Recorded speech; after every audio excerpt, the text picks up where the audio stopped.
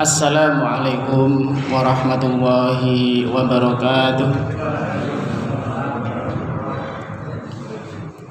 Alhamdulillahi rabbil alamin. Wassalatu wassalamu ala asyrafil anbiya'i wal mursalin sayyidina wa maulana wa qudwatina Muhammadin wa ala alihi wa ashabihi wa man tabi'ahum bi ihsanin ila yaumiddin. Subhanaka la ilma lana illa ma 'allamtana innaka antal alimul hakim. Rabbi shrah li sadri wa yassir li amri wahlul 'uqdatam min lisani yafqahu qawli, amma ba'du. Bapak Ibu yang dirahmati Allah Subhanahu wa taala, alhamdulillah pada malam hari ini Allah Subhanahu wa taala masih melimpahkan nikmatnya kepada kita semuanya, khususnya nikmat iman dan kesehatan, sehingga dengan dua nikmat ini kita bisa hadir dalam majelis ilmu, salah satu taman surga di dunia. Semoga kehadiran kita di majelis yang mulia ini mengantarkan kita nanti ke dalam surganya Allah Subhanahu wa taala.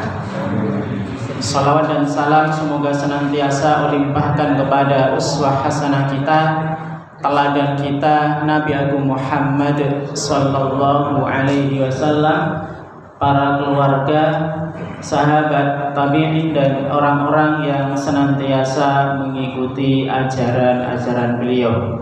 Semoga kelak yaumul qiyamah kita mendapatkan syafaat dari Rasulullah atas izin Allah. Amin Allahumma amin. Bapak Ibu yang kami hormati, kita akan melanjutkan kajian tafsir. Kita sampai pada ayat yang ke-17. A'udzu billahi minasyaitonir rajim. Mathaluhum kamathalil ladzi istawqada nara falamma adaa'at ma hawlahu dhahaba Allahu binurihim wa tarakahum fi dhulumatin la yubsirun. Ini masih menerangkan tentang orang munafik. Yang kami bagikan itu hanya ringkasan Bapak Ibu, jadi tidak semuanya bisa kami tuliskan di materi yang kami bagikan. Jadi ayat yang ke-17 ini masih menjelaskan tentang orang-orang munafik. Mathaluhum, ya, setelah pada pertemuan sebelumnya ya kita membahas bahwa orang-orang munafik itu adalah mereka membeli kesesatan dengan keimanan, dengan petunjuk. Jadi mereka lebih memilih ad-dhalalah, kesesatan, daripada petunjuk. Ya, mereka telah menyia-nyiakan modal keimanan yang sudah diberikan oleh Allah Subhanahu wa taala, yang merupakan modal bagi semua umat manusia, yaitu keimanan. Jadi setiap manusia itu diberi modal oleh Allah dengan keimanan. Setiap orang terlahir dalam keadaan iman. Nah, orang-orang munafik ini mereka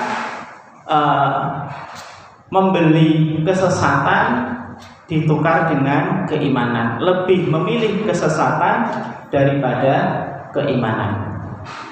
Nah, kemudian di ayat yang ke-17 ini Allah Subhanahu wa taala ingin lebih menjelaskan, ya, biar lebih gamblang lagi kepada kita, memberikan sebuah permisalan. Mathaluhum, ya, perumpamaan mereka. Yang dimaksud mereka di sini adalah orang-orang munafik. Kamathalil ladzi, adalah seperti orang istauqada naro, yang menyalakan api, yang menyalakan api. Falamma adaa'at ma haulahu, maka setelah api itu menerangi sekelilingnya, ya, sekeliling kanan, kiri, atas, bawah. Zahaballahu binurihim, Allah menghilangkan cahaya yang menyinari mereka. Wa tarakahum fi dzulumatin, dan Allah membiarkan mereka, Allah meninggalkan mereka dalam beberapa kegelapan. La yubsirun, mereka tidak dapat melihat. Bapak Ibu yang dirahmati Allah Subhanahu wa taala, Allah mengawali ayat yang ke-17 ini dengan membuat permisalan, ya, membuat perumpamaan. Dan ini sering Allah sampaikan dalam Al-Quran dengan model-model perumpamaan seperti ini. Tujuannya apa kira-kira Allah kok membuat sebuah permisalan? Tujuannya adalah agar kita itu mudah untuk mencerna, agar kita itu mudah untuk memahami. Maka dibuatlah permisalan, dibuatlah perumpamaan. Nah, dalam ayat yang lain misalnya ketika Allah Subhanahu wa taala membuat perumpamaan bagi orang-orang yang menafkahkan hartanya di jalan Allah, maka itu seperti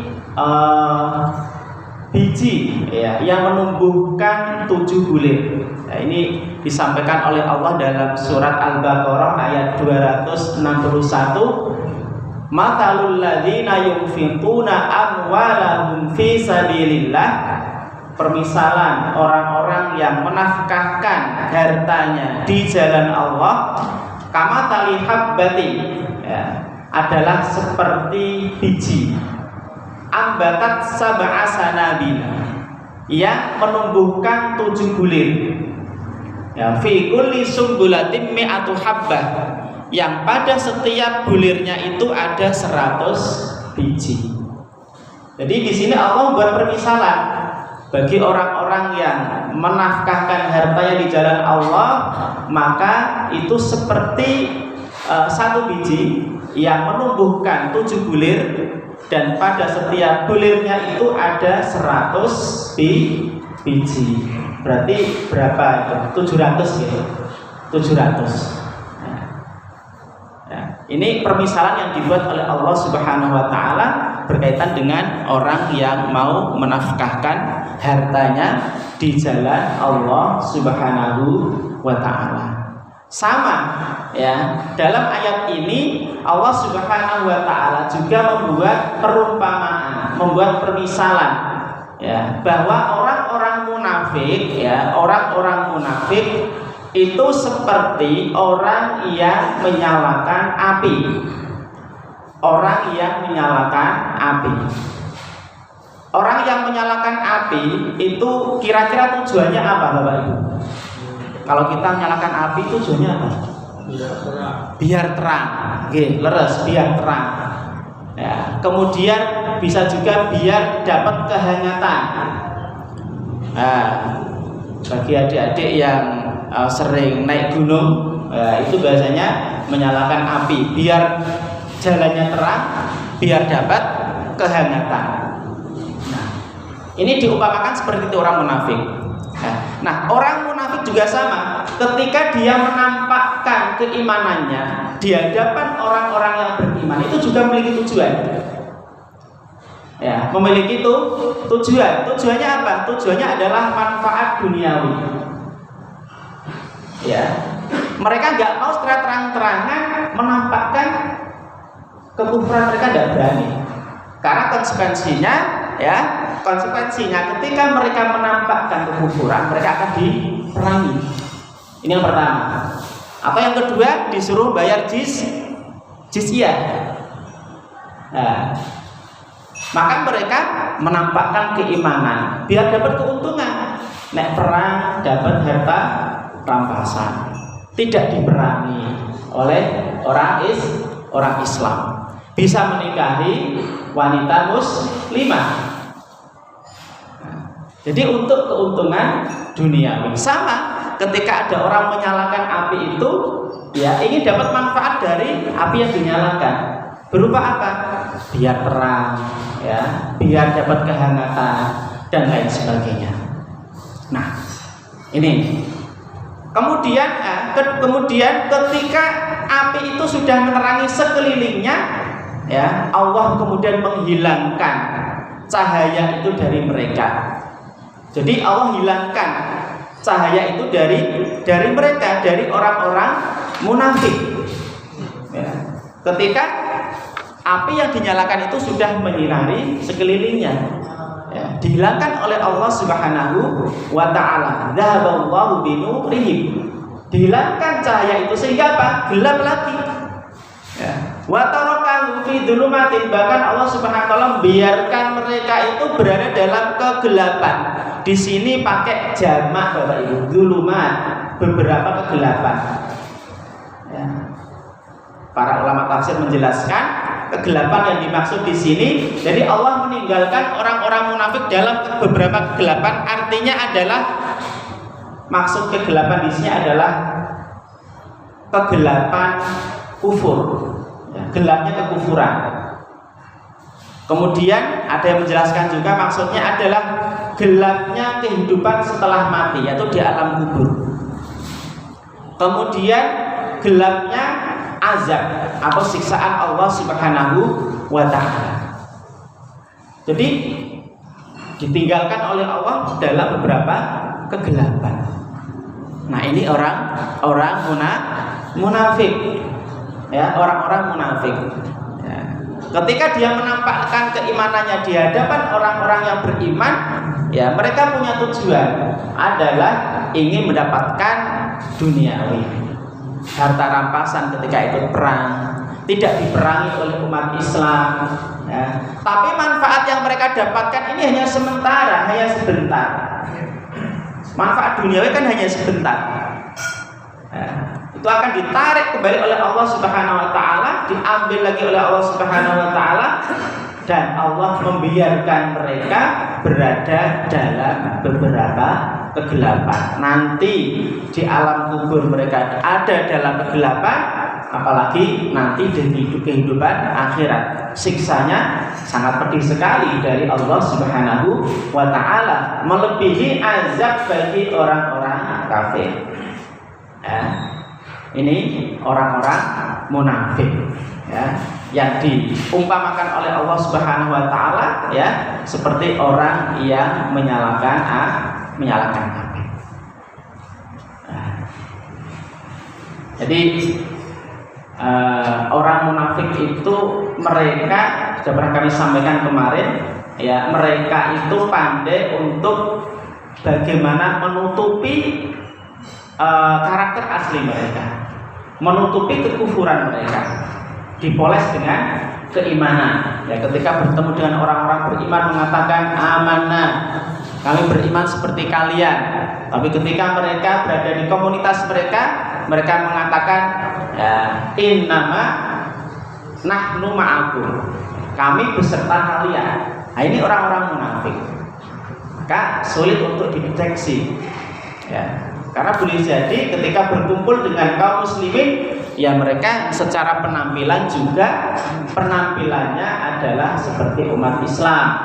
Nah, kalau sekarang ya pakai peci, ya, pakai baju koko, ya, pakai sarung, pakai sorban, ya, untuk menutupi harta asli mereka. Nah, ini orang-orang munafik, ya, jadi seperti itu, ya, pandai untuk menyamar.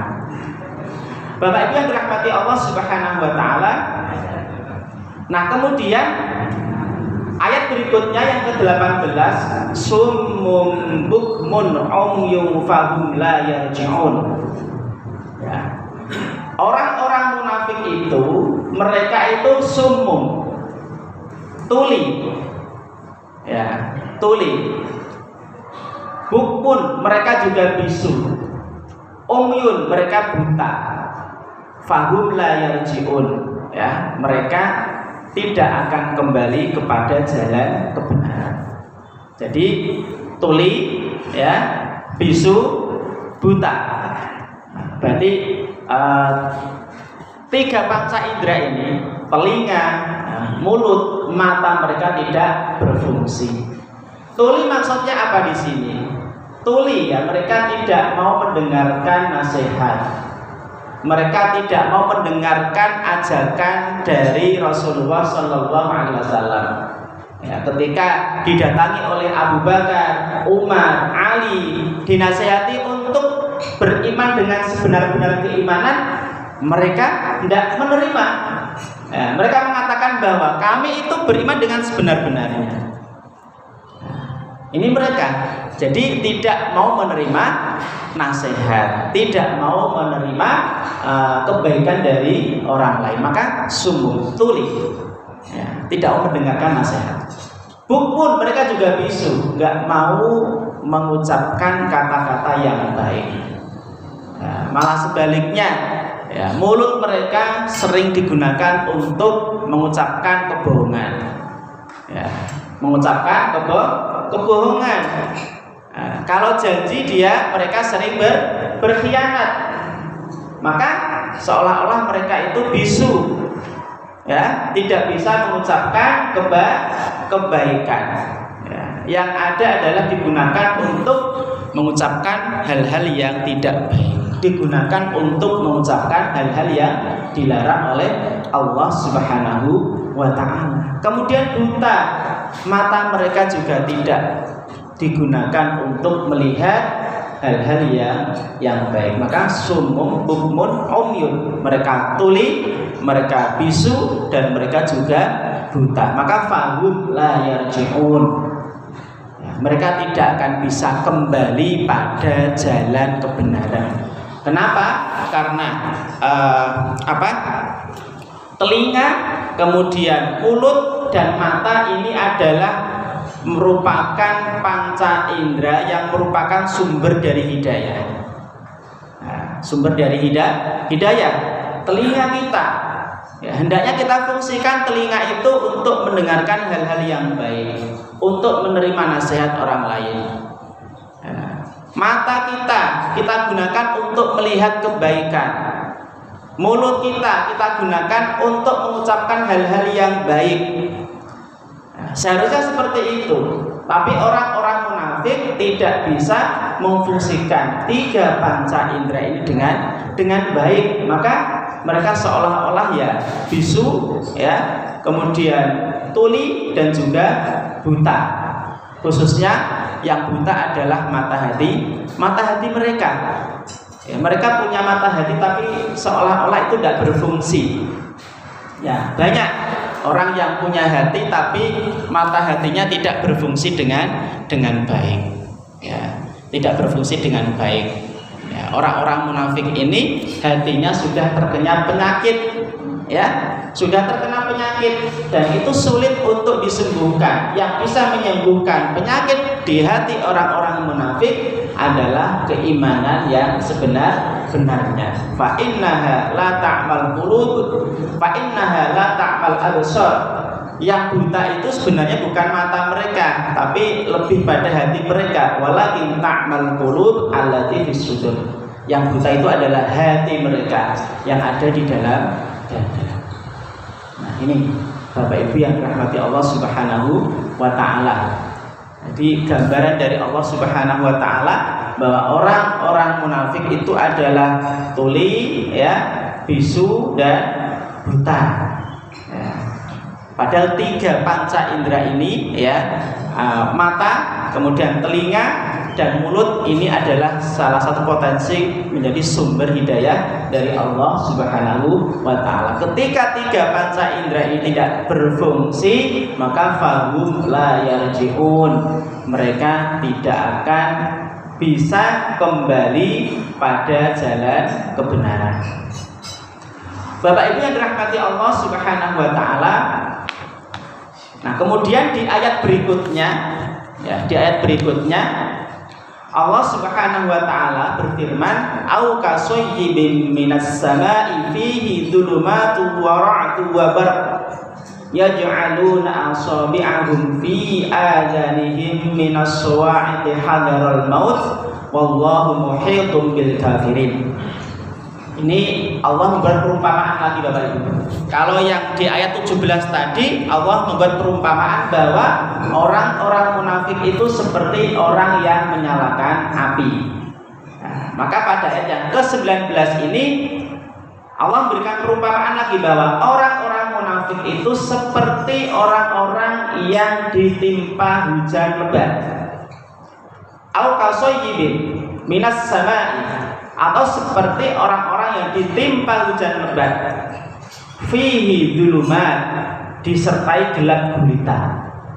Hujan lebat ditambah gelap gulita. Wa ra'dun, ditambah lagi ada gurun. Apa petir? Nah, orang Jawa bilang apa? Beledek. Ya, beledek, geluduk. Nah, kan ngeri ya. Hujan lebat, ya, kondisi gelap gulita, ditambah lagi ada beledek atau geluduk yang menggelegar. Ya. Wabarkun, dan juga kilat. Biasanya hujan terus itu ada kayak apa ya, sinar putih gitu, yang klip gitu ya. Apa namanya di dalam kilat ya? Kilat, ya. Barkun, kilat. Ya. Jadi hujan yang sangat lebat, ya, disertai gelap gulita, kemudian guruh dan juga kilat. Ya ja'aluna asabi'ahum. Ya, mereka sangat ketakutan Bapak Ibu. Ya ja'aluna asabi'ahum. Mereka menjadikan ya ja'aluna asabi'ahum fi adhanihim. Mereka menyumbat telinga mereka dengan jari-jari tangan mereka.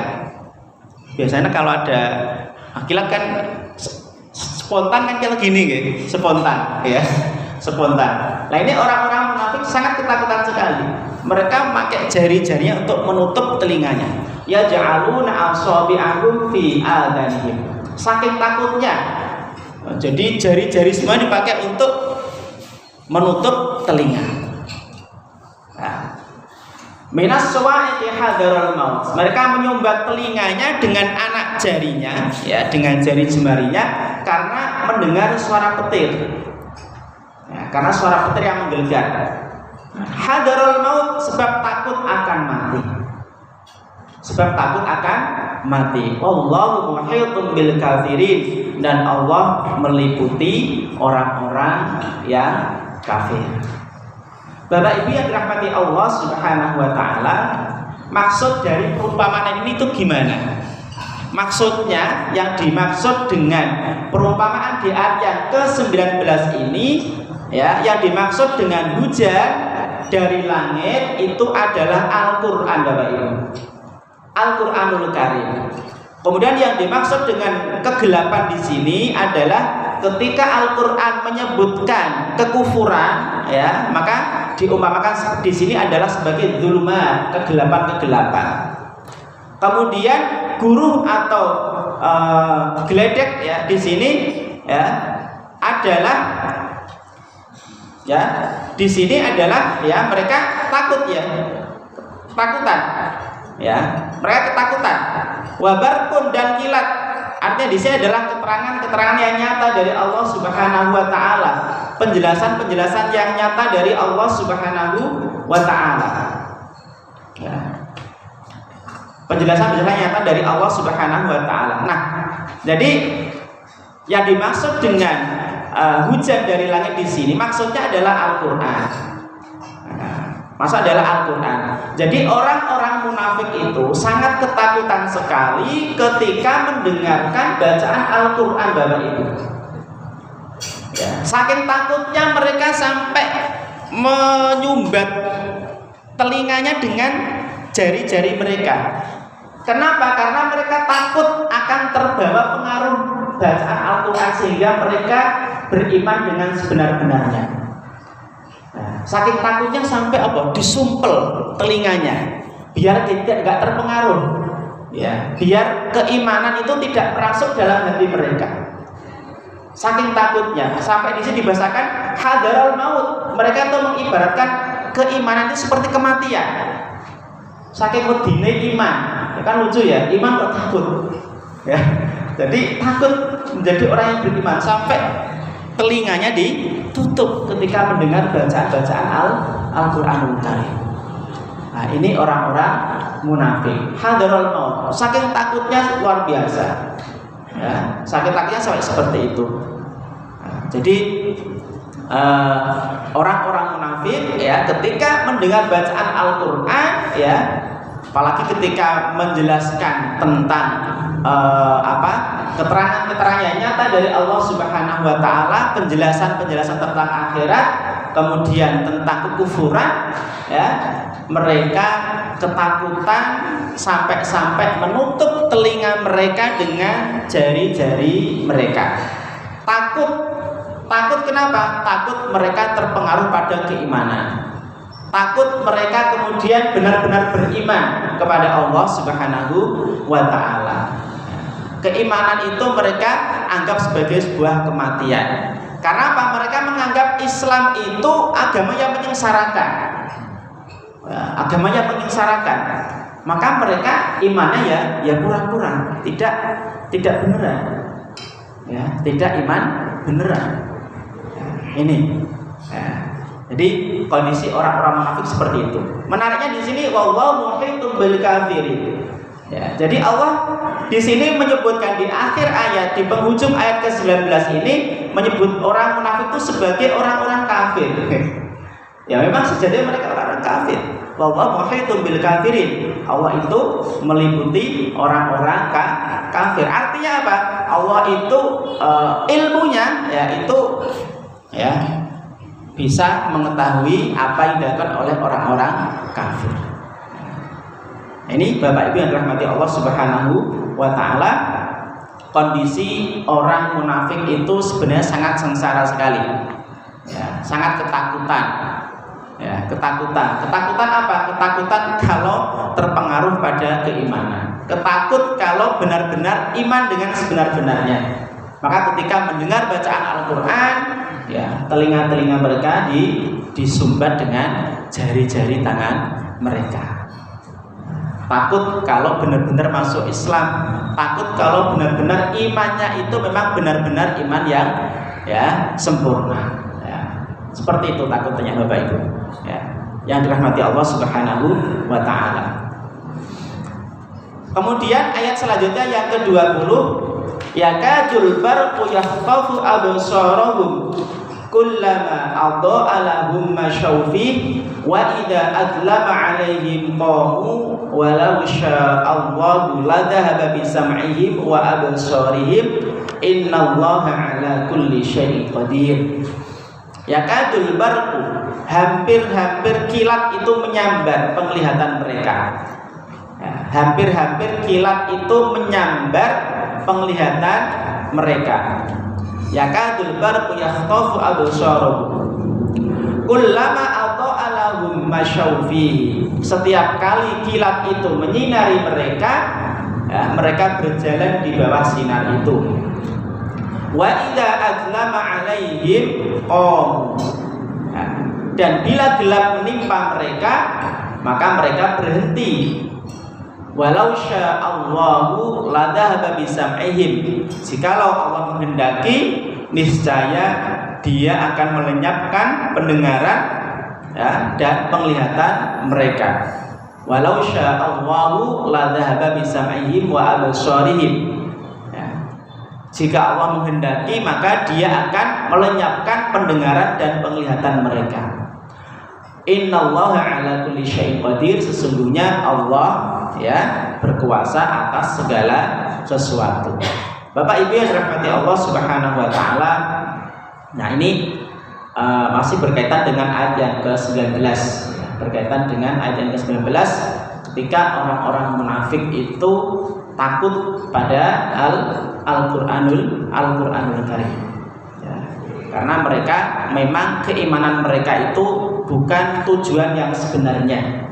Ya, mereka pura-pura beriman, ada misi duniawi, ada misi-misi duniawi.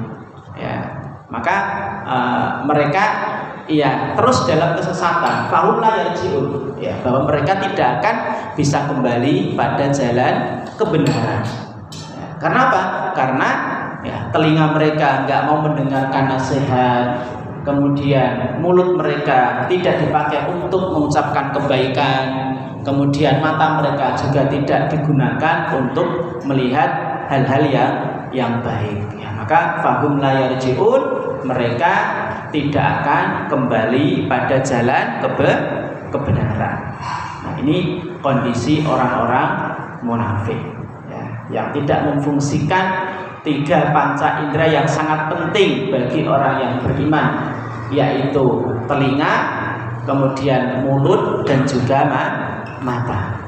Padahal 3 panca indera ini menjadi salah satu sumber hidayah dari Allah Subhanahu wa ta'ala. Ketika mereka tidak bisa memfungsikan 3 panca indera ini, maka mereka sekali-kali tidak akan bisa kembali pada jalan kebenaran. Nah, ini orang-orang munafik karakternya seperti itu, ya, karakternya seperti itu. Nah, ini ayat yang ke-20 ini adalah ayat penutup, ya, bagi orang-orang munafik, ya. Ketika Allah menceritakan perihal orang munafik, ya, banyak 13 ayat, ya, mulai ayat ke berapa ya? 20, ayat yang ke-7, 7 atau 8 sampai ayat 20.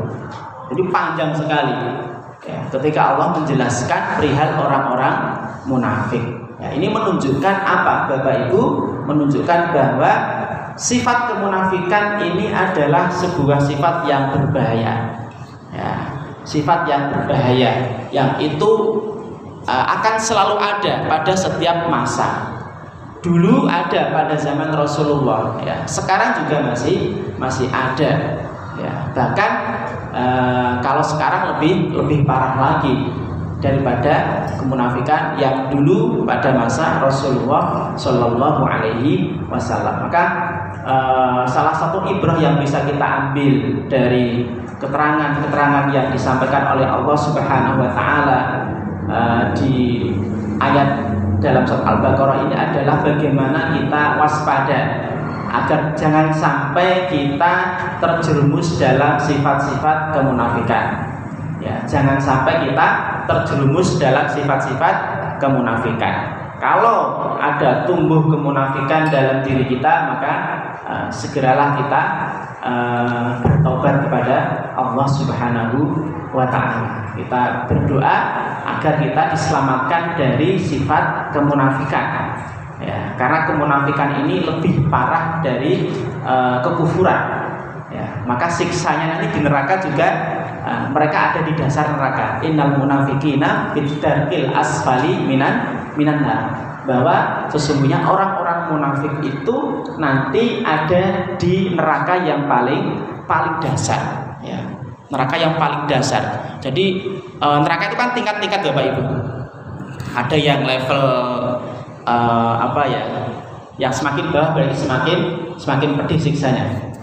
Nah, yang paling ringan itu kan azab yang diberikan kepada paman Rasulullah Shallallahu Alaihi Wasallam, Abu Thalib. Itu yang paling ringan, ya, yang paling ringan. Ya, tapi paling ringan pun digambarkan oleh Rasulullah, ya, besi dipanaskan, ditaruh di kepala, kemudian telapak kaki mendidih. Ya, itu gambaran azab yang paling ringan yang diberikan kepada Abu Thalib. Nah, kalau yang paling ringan saja seperti itu, bisa dibayangkan yang paling berat bagi orang-orang munafik itu seperti apa? Wah, tentu sangat menyakitkan sekali, sangat pedih sekali, ya, azab yang diberikan Allah kepada orang-orang munafik sebagai balasan yang setimpal atas apa yang mereka lakukan selama di dunia. Bagaimana mereka memanipulasi, menipu Allah Subhanahu wa Ta'ala dan orang-orang yang beriman. Ya, bagaimana mereka ketika berhadapan dengan orang-orang beriman, dengan para sahabat Rasulullah, pura-pura mereka beriman.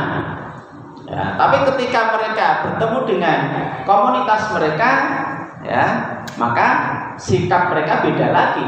Ya, mereka ketika berada di komunitas mereka menampakkan kekufuran mereka. Nah, inilah adalah sifat orang-orang munafik seperti itu. Ya. Dan selain yang disebutkan oleh Allah di 13 ayat di awal-awal Al-Baqarah ini, banyak ciri-ciri lain dari sifat-sifat orang munafik. Contohnya misalnya ketika orang-orang munafik itu sholat, mereka itu sholat dalam keadaan kusala, sholatnya dalam keadaan bermalas-malasan. Ya, ini orang-orang munafik. Ya, kalau beribadah ya nggak mungkin bisa khusyuk, karena iman mereka kan bukan iman yang sebenarnya. Ya, meskipun menampakkan kekhusyukan, tapi hati mereka sama sekali tidak bisa khusyuk, nggak bisa khusyuk. Kalau sholat nggak bisa khusyuk, karena itu adalah hanya untuk menutupi kekufuran mereka. Ya, ini orang-orang munafik. Nah, maka ketika dihadapkan pada ujian yang besar, mereka nggak kuat. Kayak peristiwa perang Uhud, mereka nggak berani ikut perang, pilih mundur. Ya, ini karakter mereka. Jadi penakut, ya, penakut, pengecut. Ya, ketika mereka itu diajak perang, ya, sampai jalan kemudian balik. Ya, ini karakter mereka.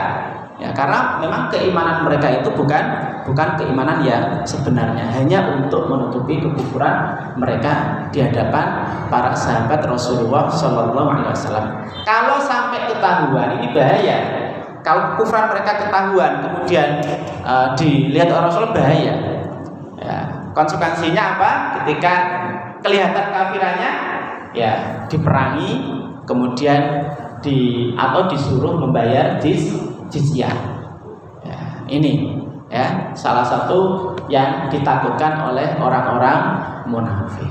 Ya, kita berlindung kepada Allah agar kita diselamatkan dari sifat kemunafikan.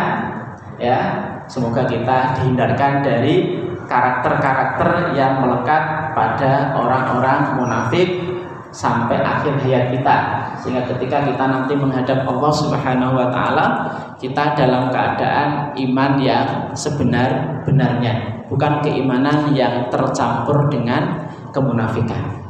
Nah, ini Bapak Ibu yang kami hormati, ayat yang ke-20 ini adalah penutup dari ayat yang menjelaskan tentang ciri-ciri orang munafik. Sekali lagi, semoga kita diselamatkan dari sifat-sifat tercela ini dan kita senantiasa diberikan keistiqomahan dalam keimanan kepada Allah Subhanahu wa taala. Monggo, masih ada beberapa waktu ke depan, kalau mungkin ada sharing atau tambahan dari Bapak Ibu, kami persilahkan. Doa. Ya, ini dari saya satu poin dulu. Ada doa yang disampaikan oleh Mas Fahur Rozi. Dari saya, apabila ada khilafan dan kekurangan, mohon maaf yang sebesar-besarnya. Aku qouli hadza wa astaghfirullaha li wa lakum. Subhanakallahumma bihamdika asyhadu an la ilaha illa anta astaghfiruka wa atubu ilaik. Wassalamualaikum warahmatullahi wabarakatuh.